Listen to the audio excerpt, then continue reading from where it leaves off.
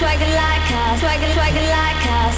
No one on the corner has swagger like us, swagger like us, swagger like us. No one on the corner. This is Bob. Today he's deciding what he's going to eat for his lunch. Since today is the start of the weekend, it's not going to be the regular turkey sandwich his loving wife packs in his suitcase. Let's see what Bob's plan is. Hello there, Bob. Oh, hello. What are you planning on eating today, Bob? The wife not home to make you something? She's out with the kids and buying groceries, but for the time being, I think I can scrounge up something for myself.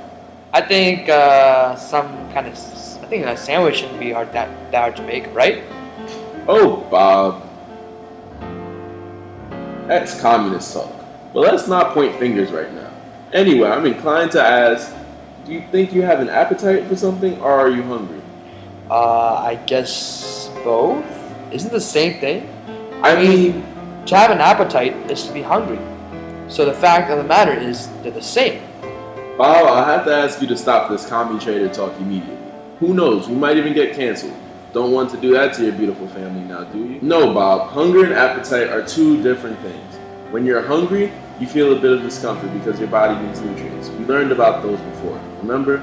And an appetite is when you want food but not for the nutrients. It's usually caused by that inner feminine box in your brain that forces you to act like the woman that you are. Why, I oughta... Hey, watch yourself, Bob. We aren't on cable television, so keep it PG. Well, anyway, if that's the case, then having an appetite can still be declared being hungry. Do you eat when you're bored? How about when you're stressed?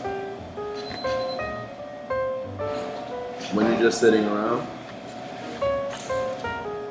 How about when you're sad or depressed? Those are all cases of appetite. But enough about that. Did you know that you can still burn calories if you're sitting down? Your body has a certain rate known as the BMR, which is the rate at which you use energy when your body is at rest. The higher it is, the more calories you burn. So even as you're sitting, you can be burning calories right now. Sorry. No. About what you said about certain things affecting my eating. What else affects it? Well, Bob, there's a number of things. What you like to eat affects what you eat, for one. Is it that simple? Well, then there's the fact that you might need quick eats for your busy schedule. Then, when you go out with friends, they can give you different eating habits. Even watching the television can affect what foods you want to eat, not to mention where you come from. Did you have a house where you ate due to marital discontent, Bob? I don't... Never mind that, Bob. It looks like you're gaining some weight. Haven't you been doing your exercising? You know if you play some more jump rope with the kids instead of sleeping, you burn more calories. I don't have the time to play. Getting a little defensive, aren't we, Bob? Well, there's other ways to lose weight, too. You can start looking at the food labels on prepared foods. Look at that can of beans you're holding and look at the side.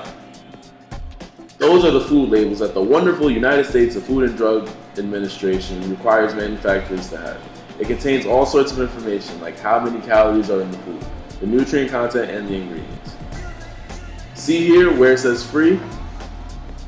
The food contains less than 0.5 grams of fat or it's sugar-free, low in, high in, light, excellent source of, may reduce your risk of heart disease. It's all self-explanatory on the label, Bob. You just have to read. Ha ha ha ha ha. Oh, Bob, don't get your red scarf in a knot. Let me help you with your food choices. You see, when you see the information on the food label, look for the nutrition facts, nutrient and health claims, the daily values, and the freshness dates. The claims are the ones that the FDA sets standards for so that it can be put on the label. These are some benefits and risks where you eat certain foods, so look out for those. Those daily values are the ones that recommend the amount of certain nutrients you should have a day. It's general though, because the average person consumes about 2,000 calories a day. You probably eat more than that, don't you, Bob? The freshness dates are the ones that say sell by or best if used by, and the do not use after. Sell by tells the last date to buy the product. Best if used by tells how long the product will be used at the peak of its quality. And finally, the do not use after date is the expiration date. You must not be able to read that one, Bob, because it seems like you drank some spoiled milk that made you sour.